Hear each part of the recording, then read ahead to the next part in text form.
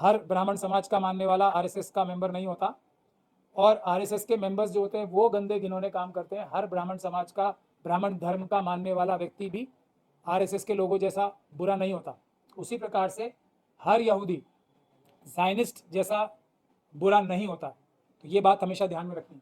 तो ज़ायनिस्ट ताकतों ने यहूदियों की मजलूमियत का इस्तेमाल करके एंटीसेमिटिज्म का एक फॉर्मूला दिया, और पूरे विश्व को, मैं ये पूरी जिम्मेदारी के साथ बात कहना चाहता हूँ, अपने कब्जे में लेने की कोशिश की। इनके साथ ज्यादती करने की एक प्लानिंग बनाई, जिसमें जो वेस्टर्न ताकतें हैं, जो कि इससे पहले कॉलोनियल ताकतें थी, कॉलोनियल ताकतें जैसे भारत पे ब्रिटेन का कब्जा था, हमें वो अपना गुलाम समझते थे, वैसे ही कॉलोनियल ताकतों ने क्या किया कि उन्होंने, और उसमें कहीं ना कहीं जो अमेरिकन कंट्री भी है वो भी एक कॉलोनियल ताकत है, क्योंकि वहाँ के जो लोग थे, मकामी लोग थे, उनको एकदम ख़त्म करके ये लोग वहाँ, जो भी दूसरे देशों से वहाँ गए थे। जैसे सीरिया का एग्जाम्पल ही मैं आपको दे दूँ अभी, जो ISIS के जो घोषित आतंकवादी थे, $25 मिलियन का जिनके सर पे इनाम था, रातों रात, जैसे यहाँ पे वो वॉशिंग मशीन आ जाती है ना, रातों रात वॉशिंग मशीन आ गई, और वो बड़े बड़े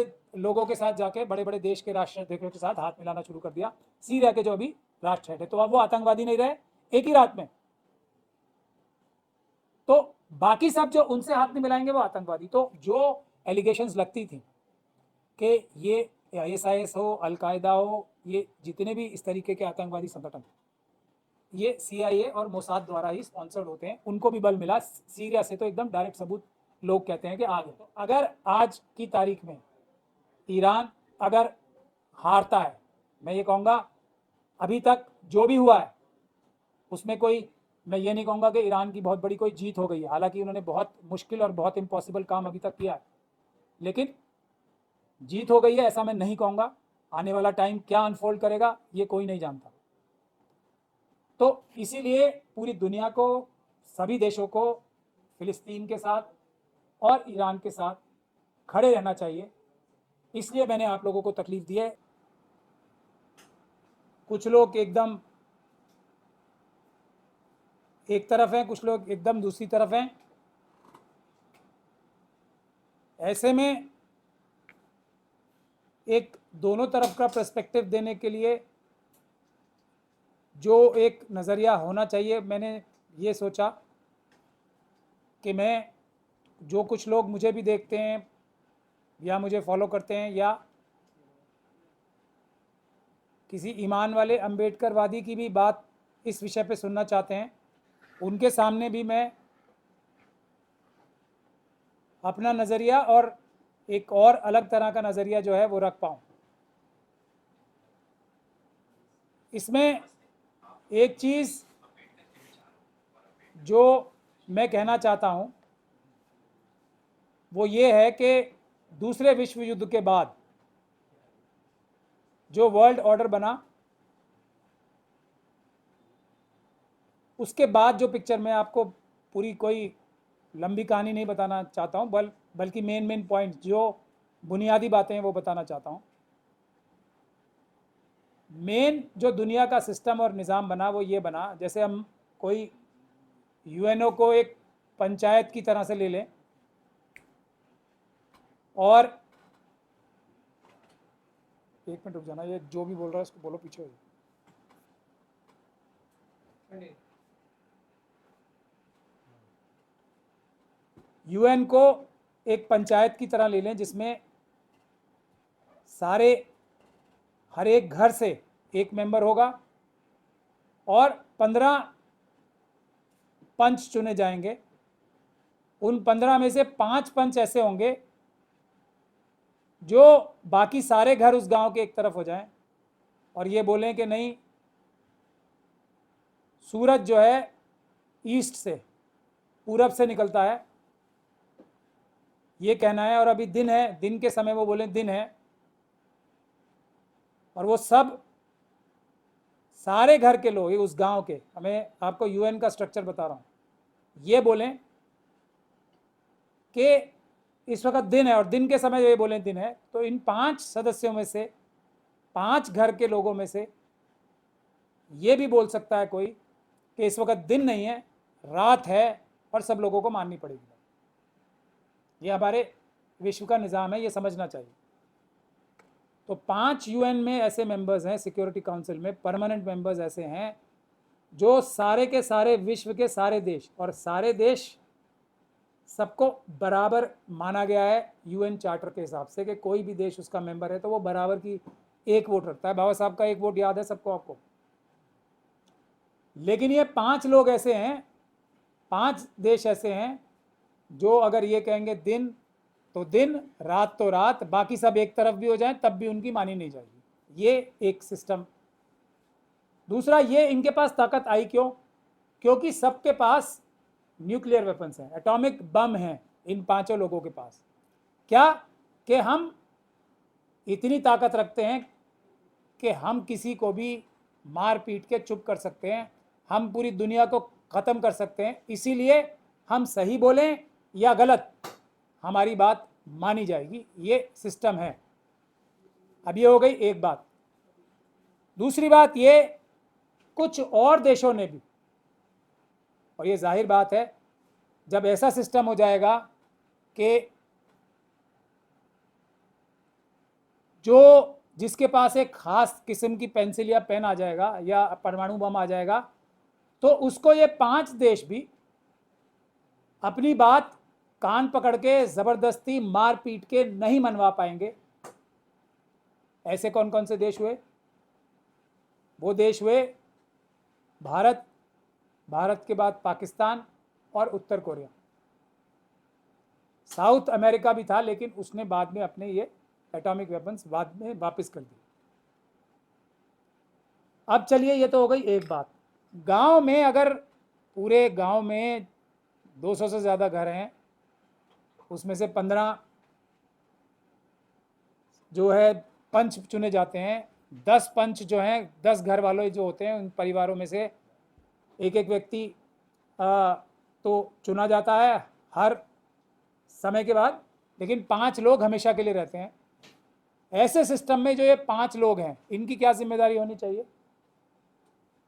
अगर ये लंबे समय तक अपनी बात को मनवाना चाहते हैं, क्योंकि ये सिस्टम तो किसी की समझ में नहीं आएगा ना, बराबरी का जो नहीं है, ऊंच नीच का जो सिस्टम है। अब अगर ये सिस्टम कुछ समय के लिए चलाना भी है, तो इसमें क्या महत्वपूर्ण बात होनी चाहिए कि जो 5 लोग हैं, इनका बिहेवियर, इनका तौर तरीका, इनका बाकी सब जो गांव वाले हैं, उनके घर हैं, यानी के देश हैं, उनके साथ कैसा होना चाहिए? बहुत ही नम्र होना चाहिए। जैसा कि अगर कोई दूसरा देश या दूसरा घर अगर गांव के सिस्टम में माना जाए, थोड़ा बहुत उसको ज़्यादा देने का काम करना चाहिए। ये नहीं होना चाहिए कि तुम्हारे घर में 10 किलो चावल हैं, मैं एग्जाम्पल देने के लिए बता रहा हूँ, तुम्हारा घर जो है एक साल में 100 किलो अनाज पैदा करता है, तो मैं ये 5 लोगों में से कोई भी जो उसके पास वाले घर वाले हैं, मैं तुम्हारा एक काम करता हूँ, 80 किलो अनाज जो है मैं रख लेता हूँ, 20 तो है तुम अपना घर का काम चला लेना। अगर ऐसा बिहेवियर होगा तो ये नहीं चल पाएगा। अब अगर ऐसा बिहेवियर होगा कि भाई 100 किलो तो तुम कमाते हो, तुम्हारे ख़ानदान वाले करते हैं, लेकिन क्योंकि हम बड़े ज़मीन के मालिक हैं, हम लोगों के पास एक ताकत भी है एक्स्ट्रा, जिसकी वजह से सबको हमारी बात सुननी पड़ती है, तो 100 किलो भी कम पड़ रहा हो तो हम तुम्हें कुछ दे देंगे। तब तो ये 5 लोगों की बात मुझे लगता है थोड़े ज़्यादा समय तक चल पाएगी। लेकिन हुआ क्या? एक ख़ास तरह की मानसिकता दुनिया में उत्पन्न हुई। उन्होंने छल कपट का भी बहुत इस्तेमाल किया, और मैं इसलिए छल कपट कह रहा हूँ कि जो भी मुख्य बिंदु, जैसे हमारे बाबा साहब डॉक्टर भीमराव अंबेडकर ने हमारे संविधान में रखे थे ना, मूलभूत जो चैप्टर 3 है, मौलिक अधिकार, जो बुनियाद है हमारे संविधान की, वैसे ही कुछ बुनियादें हैं यूएन चार्टर की।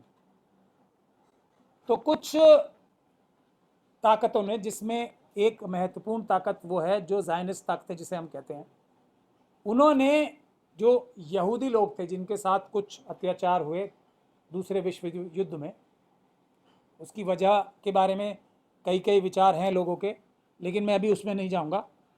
तो यहूदियों में से और ज़ायनिस्ट में से फ़र्क समझना बहुत ज़रूरी है। मैं हर बार बताता हूँ, जैसे हर ब्राह्मण समाज का मानने वाला आरएसएस का मेंबर नहीं होता, और आरएसएस के मेंबर्स जो होते हैं वो गंदे घिनौने काम करते हैं। हर ब्राह्मण समाज का, ब्राह्मण धर्म का मानने वाला व्यक्ति भी आरएसएस के लोगों जैसा बुरा नहीं होता।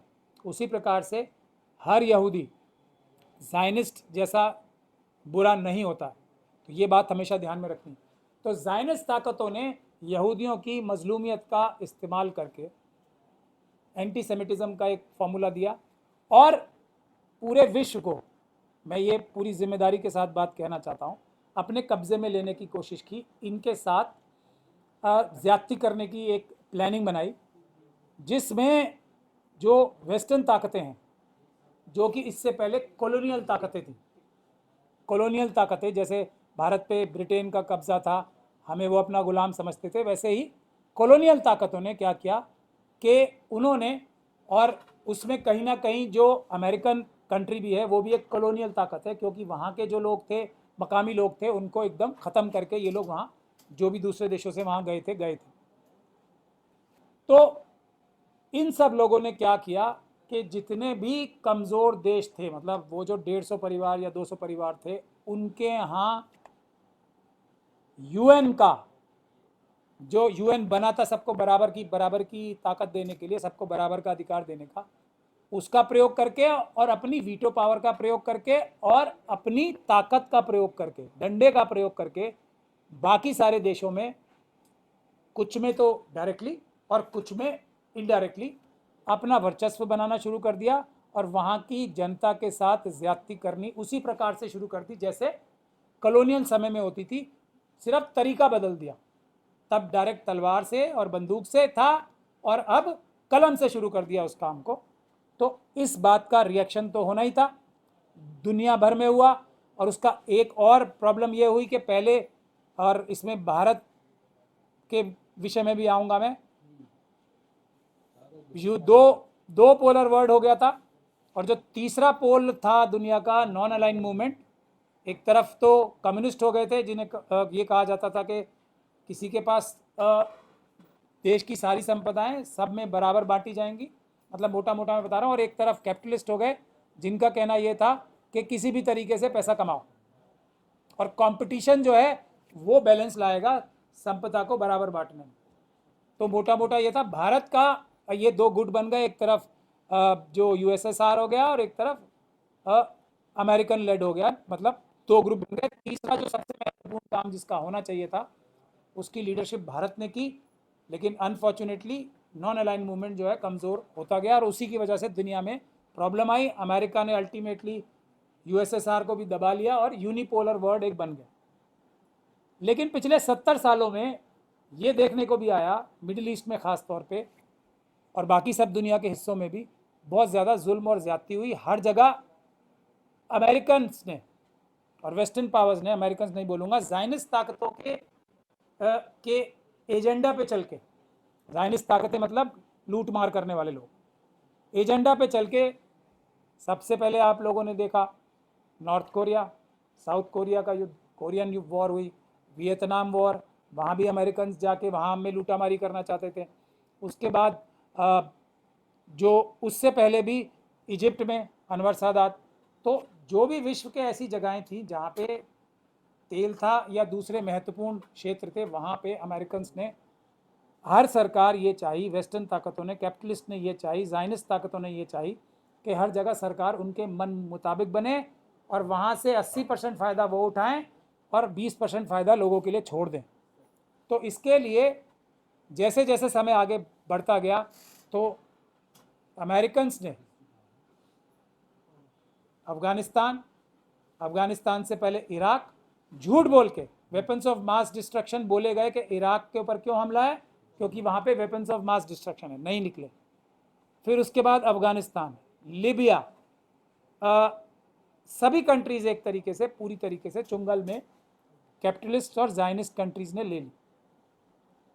इज़राइल को एक मजलूम कंट्री बता के, मतलब यहूदियों के साथ हुए जुल्म का नाजायज़ इस्तेमाल करके, एक देश ऐसा मिडिल ईस्ट में बना लिया जिसने परमाणु हथियार बना लिए। वो यूएन का कोई भी कानून नहीं मानेगा, परमाणु हथियार बना भी लिए और रख भी लिए, रोज अपने चारों तरफ जितने भी देश हैं उनको धमकी, डराना, धमकाना, किसी के साथ भी कोई भी गुंडागर्दी का काम शुरू कर दिया। तो ये प्रोग्राम कब तक चलना था। और उससे भी बड़ी बात, फिलिस्तीन जो एक देश में जिसमें वो मेहमान थे, मतलब उसमें घर में घुसे और उनके बाद कुछ ही सालों में जो घर वाले थे उनसे ही कहने लगे हम आप बाहर जाओ, आपकी ज़मीन है हमारी, आप यहाँ रहोगे ही नहीं, गुलाम बन के भी नहीं रहोगे। ये सब चीज़ें जब हो रही थी तो जिस जिस देश ने भी इसका विरोध किया, चाहे वो इराक हो, लिबिया हो, सऊदी अरब, सब देशों ने इसका विरोध किया, सीरिया हो, सबको अपनी नाजायज़ ताकत से कैपिटलिस्ट सिस्टम के दबाव में लाके यूएन का जो चार्टर है जो इंसाफ और बराबरी पे बेस्ड है उससे हटकर उसकी धज्जियां उड़ा के और सब पे कब्जा कर रखा है एक तरीके से। वहाँ पे वही व्यक्ति ठीक है जो अमेरिका की बात मानेगा। जैसे सीरिया का एग्जांपल ही मैं आपको दे दूं, अभी जो आईएसआईएस के जो घोषित आतंकवादी थे, $25 मिलियन का जिनके सर पे इनाम था, रातों रात, जैसे यहाँ पे वो वॉशिंग मशीन आ जाती है ना, रातों रात वॉशिंग मशीन आ गई और वो बड़े बड़े लोगों के साथ जाके बड़े बड़े देश के राष्ट्राध्यक्षों के साथ हाथ मिलाना शुरू कर दिया, सीरिया के जो अभी राष्ट्र हेड है। तो अब वो आतंकवादी नहीं रहे एक ही रात में। तो बाकी सब जो उनसे हाथ नहीं मिलाएंगे वो आतंकवादी। तो जो एलिगेशंस लगती थी कि ये आईएसआईएस हो, अलकायदा हो, ये जितने भी इस तरीके के आतंकवादी संगठन ये सीआईए और मोसाद द्वारा ही स्पॉन्सर्ड होते हैं, उनको भी बल मिला। सीरिया से तो एकदम डायरेक्ट सबूत लोग कहते हैं कि आ गया। लेकिन इन सब जगह हुआ क्या, ये बहुत समझने की बात है। अब आप कोरिया में, नॉर्थ कोरिया में देख लें, नॉर्थ कोरिया में अमेरिका का कोई दखल अंदाजी नहीं है, वेस्ट की कैपिटलिस्ट की कोई दखल अंदाजी नहीं है। वियतनाम में क्या हुआ, अमेरिका को मुंह की खानी पड़ी। अफगानिस्तान में क्या हुआ, अमेरिका को मुंह की खानी पड़ी। फिलिस्तीन के लोगों ने बावजूद इसके कि उनके चारों तरफ जो लोग थे उन्होंने भी जो उनका पूरा साथ नहीं दिया, लेकिन ईरान एक ऐसी कंट्री रही। और अब मैं आज के मुद्दे पे सीधा आ जाता हूँ, बैकग्राउंड मैंने बता दिया आपको। ईरान एक ऐसी कंट्री रही जिसने फिलिस्तीन के लोगों के साथ, और फिलिस्तीन का मतलब सिर्फ फिलिस्तीन नहीं है, अलग अलग जगहों पे फिलिस्तीन वाला कार्य हुआ है, हर जगह हुआ है। फिलिस्तीन के लोगों के साथ पूरी दुनिया के मजलूमों की लड़ाई लड़ने का काम ईरान ने किया। ना सिर्फ किया बल्कि किसी न किसी और किसी बहुत बड़ी हद तक सक्सेसफुली किया और उनको ख़त्म नहीं होने दिया। तो आप लोग ये बात समझ सकते हैं कि जो कैपिटलिस्ट ताकतें हैं, जो ज़ायनिस्ट ताकतें हैं, वो इस ईरान से कितनी ज़्यादा परेशान और कितनी ज़्यादा दुखी हुई। अगर ईरान भी ख़त्म हो जाए, मतलब दब जाए, इराक जैसा हाल हो जाए वहाँ का, तो दुश्मनी कैपिटलिस्ट ताकतों की ख़त्म हो जाएगी, क्योंकि वो नहीं हो पा रहा है उनसे। तो इसीलिए दुश्मनी बरकरार है। अब ये दुश्मनी का नतीजा है जो दुनिया आज, फिलिस्तीन के लोग और ईरान के लोग इस वक्त अपने लिए लड़ाई नहीं लड़ रहे हैं। मैं ये बात बताने के लिए आप सब लोगों को बुलाया। वर्ल्ड ऑर्डर, अगर आज ईरान और फिलिस्तीन जो इनके ऊपर अग्रेशन हो रहा है, इस कैपिटलिस्ट ताकतों के, इस ज़ायनिस्ट ताकतों के हमले को रोकने में नाकाम हो जाता है, तो ये बाढ़ पूरी दुनिया के ऊपर आएगी। भारत उसका सबसे बड़ा नुकसान उठाने वाला देश होगा। ये भी मेरी एक ज़रूरत है जिसकी वजह से मैंने आज ये देश के लोगों को आगाह करने के लिए ये आप लोगों को तकलीफ़ दी है। तो इसलिए इस दुनिया के हर एक नागरिक का ये फ़र्ज़ है, अगर वो ग़ुलाम नहीं बनना चाहता ज़ायनिस्ट ताकतों का, कैपिटलिस्ट ताकतों का, क्योंकि आने वाला समय जो है आर्टिफिशियल इंटेलिजेंस का होने वाला है। आने वाला समय मनुष्यों का काम ही ख़त्म होने वाला है। आर्टिफिशियल इंटेलिजेंस से, रोबोट से ही काम होना शुरू हो जाएगा, यहाँ तक बात पहुँच सकती है। तो अगर आज की तारीख में ईरान अगर हारता है मैं ये कहूँगा अभी तक जो भी हुआ है उसमें कोई, मैं ये नहीं कहूँगा कि ईरान की बहुत बड़ी कोई जीत हो गई है, हालांकि उन्होंने बहुत मुश्किल और बहुत इम्पॉसिबल काम अभी तक किया है, लेकिन जीत हो गई है ऐसा मैं नहीं कहूँगा। आने वाला टाइम क्या अनफोल्ड करेगा ये कोई नहीं जानता। तो इसीलिए पूरी दुनिया को, सभी देशों को फ़िलिस्तीन के साथ और ईरान के साथ खड़े रहना चाहिए। इसलिए मैंने आप लोगों को तकलीफ़ दी है। मैं अब आपको ये भी बताना चाहता हूँ कि अब जो इज़राइल है और जो बेंजामिन नेतन्याहू हैं, वो पिछले 40 सालों से ईरान के बारे में झूठ बोल रहे हैं। उनका मकसद वही है किसी तरीके से वहाँ पे भी ज़ायनिस्ट ताकतों का कब्जा हो जाए, जैसा जॉर्डन और दूसरे देशों में इस वक्त है। तो वो रोकने का काम जो है वो ईरान देश कर रहा है। हालांकि ईरान में भी पूरी ताकत लगाई गई है ज़ायनिस्ट ताकतों द्वारा, वहाँ पे करप्शन फैलाई गई है और जो कुछ झटके लगे हैं बड़े बड़े वो भी उनको, जो अंदर करप्शन फैल गई है उसकी वजह से लगे हैं, वरना पूरी दुनिया का काम और भी ज़्यादा आसान होता। मतलब ईरान को पूरी दुनिया की मदद करने में और भी ज़्यादा फ़ायदा मिलता, आसानी रहती। अब हमारे सामने दो प्रकार की लीडरशिप हैं। एक तरफ है अभी जो एक बड़ा देश है अमेरिका, उसकी लीडरशिप है डोनाल्ड ट्रंप साहब, दूसरी तरफ है खामेनाई साहब। अब इसी से हम अंदाज़ा लगा सकते हैं कि जो ट्रंप साहब हैं उनको हम कैसे जानते हैं। एप्स्टीन फाइल्स का नाम आपने सबने सुना होगा ना। अभी एलन मस्क साहब ने भी एक तरीके से उनकी पोल खोल देने की एक धमकी सी दी थी उन्हें। डोनाल्ड ट्रंप साहब को दुनिया जानने लगी, एक प्रोग्राम था दी अप्रेंटिस करके, जिसमें वो ट्रंप कंपनी में काम करने के लिए लोगों को बुलाते थे, उनका इंटरव्यू लेते थे और उनका एक बहुत ही मज़ेदार सा प्रोग्राम था। देखने में तो मज़ेदार लगता था, लेकिन वो ड्रामेबाजी का प्रोग्राम था जिसमें उनका फेमस लाइन था यू आर फायर्ड। तो वो उनकी मानसिकता दर्शाती है। उसके विपरीत खामेनेई साहब है, वो दुनिया की उस समय की भी सबसे बड़ी ताकत के खिलाफ आंदोलन करके आयतुल्लाह खामेनेई साहब की क़यादत में उनसे सीख कर, उनके साथ कंधे से कंधा मिलाकर अपने ऊपर जानलेवा हमले झेल कर अपने देश को आगे बढ़ाने का काम किया है। एक ऐसा डेमोक्रेटिक सिस्टम दिया है